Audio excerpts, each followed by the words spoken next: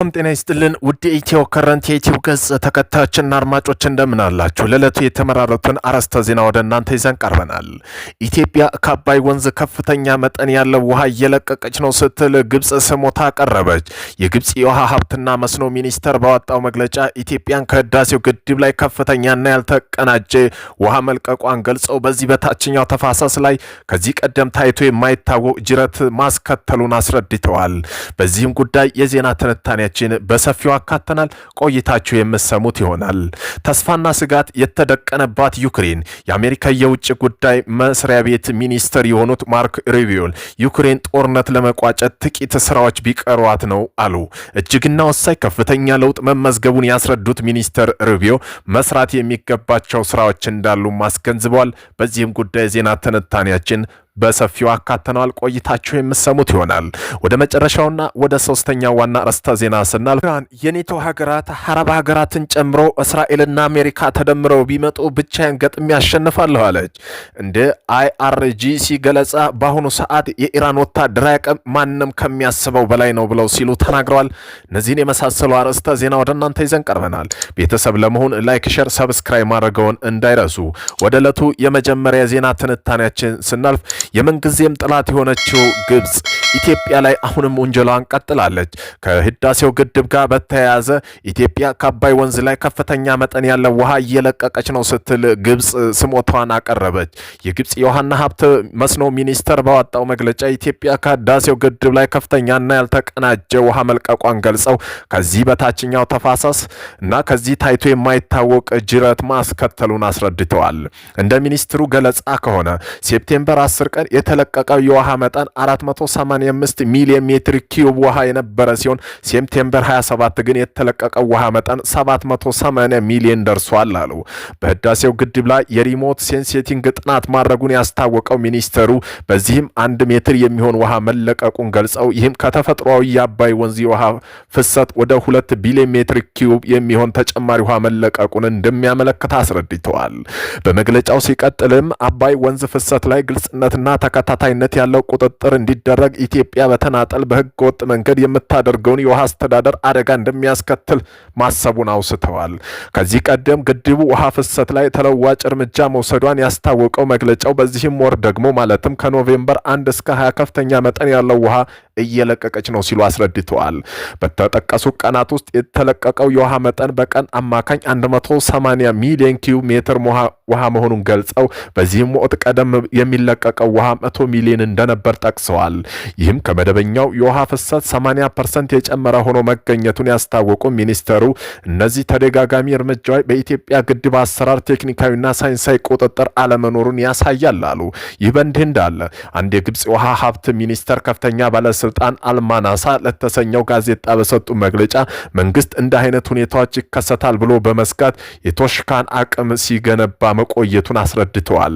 ስማቸው እንዲጠቀስ ያልፈለጉት እነኚህ ባለስልጣን ግብጽ የሳተላይት ምስሎችና እንዲሁም የሃይድሮሎጂክ ሞዴሎች በመጠቀም በግድቡ ላይ ከፍተኛ ክትትል እያደረገ መሆኑን ገልጸው ይህ ደግሞ በግድቡ ላይ ያለው ለውጥ ተረድታ በፍጥነት ግብረ መልስ እንድትሰጥ እንዳስቻላት አስረድተዋል። ከአባይ ወንዝ ከፍተኛ መጠን ያለው ውሃ በሚለቀቅበት ወቅት ወደ አስዋን ግድብ ከመድረሱ በፊት በቶሽካ ውሃ ማሳለፊያ በኩል እንደሚያልፍ የጠቀሱ ባለስልጣኑ በዚህም የተነሳ ቶሽካን በማጠናከር ማስፈለጉን አስረድተዋል። ከ3 ዓመት በላይ የቆየው ጦርነት ዩክሬንና ሩሲያ ተስፋና ስጋት የተደቀነባት ዩክሬን የአሜሪካ የውጭ ጉዳይ ሚኒስተር ማርክ ሩቢዮ ዩክሬን ጦርነት ለመቋጨት ጥቂት ስራዎች ቢቀሯት ነው ሲሉ በአደባባይ ተናገሩ። እጅግና ወሳኝ ከፍተኛ ለውጥ መመዝገቡን ያስረዱት ሚኒስተሩ ሩቢዮ መስራት የሚገባቸውን ስራዎች እንዳሉም አስገንዝበዋል። አዳሩን በጄኔቫ ስዊዘርላንድ አውሮፓ ህብረትና ዩክሬን ጋር የተደረገው ድርድር በጎ ውጤት ማስመዝገቡን ጠቁመዋል። ፕሬዝዳንት ዘለንስኪ ቢሆኑ ዶናልድ ትራምፕ ተደራዳሪ ቡድን እኛን የመስማት አዝማሚያ ያሳይቷል በሚል የጄኔቫው ድርድር ገልጸውታል።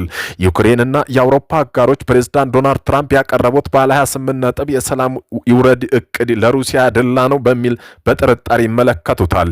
የክሬምሊኑ ፑቲንም ትራምፕ ወጥ በጎ መመልከታቸውን ጥቅማቸው እንደተከበረላቸው ያሳያል በሚል ዘለንስኪን ይወቅሳሉ። የአሜሪካ የውጭ ጉዳይ ሚኒስተር ማርክ ሩቢዮ የትኛውም የመጨረሻ ስምምነት ወደ ሩሲያ ከመላኩ በፊት ዘለንስኪና በቴህራን መካከል ምክክር ይደረጋል ብለዋል። አሁንም ሁለቱ ጉዳዮች ላይ መስራት እንደሚያሻ አጽንኦት ሰጥተዋል። ሩቢዮ ፈረንሳይ፣ ብሪታንያ፣ ጀርመን አማራጭ እቅድ ለማቅረብ በየፊናቸው መንቀሳቀሳቸው አይዘነጋም። በሌላ በኩል ኪየቭና ሞስኮ ከባድ አየር ለአየር መጠቃቃት ውስጥ መግባታቸው ለችግሩ መፍትሄ ለማምጣት ጊዜው ሩቅ መሆኑን ያሳያል በሚል በመስጋት መልክ ሀሳባቸው የሚያስቀምጡ የፖለቲካ ተንታኞች ቁጥርም አያሌ ናቸው። ኢራን የኔቶ ሀገራትም አረብ ሀገራትም እስራኤልም አሜሪካ ተደምረው ቢመጡ ብቻዬን ገጥሜ አሸንፋለሁ አለች። እንደ IRGC ገለጻ ከሆነ በአሁኑ ሰዓት የኢራን ወታደራዊ አቅም ማንም ከሚያስበው በላይና በላይ ነው አሉ።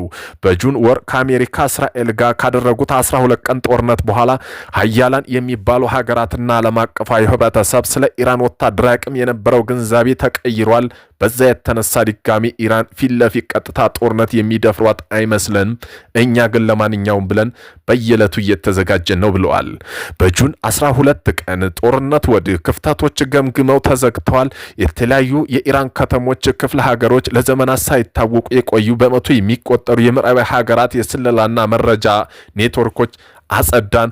አሁን እኛ እነሱን እየሰለልን ነው። አዳዲስ መሳሪያ አዘምነናል። ስራ የጨረር መሳሪያዎች የኒውክሌር አለርን እና ከሌሎች ሀገራት ቢበልጡ እንጂ አያንሱም አሉ። ስለዚህ አሁን በሁለንተናዊ መንገድ በሁሉም ነገር ዝግጁ ነን ሲሉም ተናግረዋል። ከተገደለ 10 ዓመታት በኋላ መነጋገሪያ ሆኖ የቀጠለው ቶማስ ሳንካራ ማን ነው? ቶማስ ሳንካራ ማን ገደለው? ይህ ጥያቄ ከ34 ዓመት በኋላ ትክክለኛ ፍርድ አግኝቶ ምላሽ አልተሰጠበትም። ደጋፊዎች ህዝቡም ይወዳል፣ አገሩን ይወዳል፣ አፍሪካን ይወዳል ሲሉ ስሙን እያነሱ ያዜሙለታል። ይህ የሱ ትክክለኛ መገለጫ አይደለም የሚሉት ታቾች ደግሞ ለተቃዋሚዎች እድል የማይሰጥ ነው ሲሉ ይወቅሱታል። ሳንካራ ከተገደለ ነው 10 ዓመታትም ብዙ 10 ዓመታት አልፎታል። በላይ ቢሆንም በቡርኪና ፋሶ ዘንድ አልተዘነጋም። በተለይ ወታደራዊ መፈንቅለ መንግስት ወደ ስልጣን ከመጡ በኋላ ስሙ በስፋት እየታመሰ ነው። ጉቬራ ከልቡ የሚያደንቀው የሚነገርለት ቶማስ ሳንካራ ለምን አሁን ስሙ ይነሳል? ታህሳስ 21 ቀን 1949 ለምዕራብ አፍሪካ ሀገር ቡርኪና ፋሶ ታሪካዊ ዕለት ነበረች። ዝነኛው ቶማስ አሲዶኖስ ኖኦል ሳንካራ አስገኝታለች። ከነጻነት በኋላ ከልጅነት እስከ ወጣትነት ዘመኑን 4 መፈንቅለ መንግስት የተፈራረቁባት፣ መረጋጋት የራቃት፣ ድህነት የቀጠለ፣ ከድጡ ወደ ማጡ የምትዘግም አሳዛኝ ሀገር ሆና እያየን ነበር ያደግነው ይላል። የቡርኪና ፋሶ የቀድሞ ስም አፓል ቮልት ነበር። አውሮፓ 1960 ከፈረንሳይ ቅኝ ግዛት በኋላ ነጻነቷን ስትቀናጅ ሳንካራ ገና የ10 ዓመታት ብላቴና ነበር። በመሆኑም ይህ ታሪካዊ ሀቅ በአይኑ አይቷል። አይቶም በደስታ አብሮ ከታላላቆች ጋር ጨፍሯል።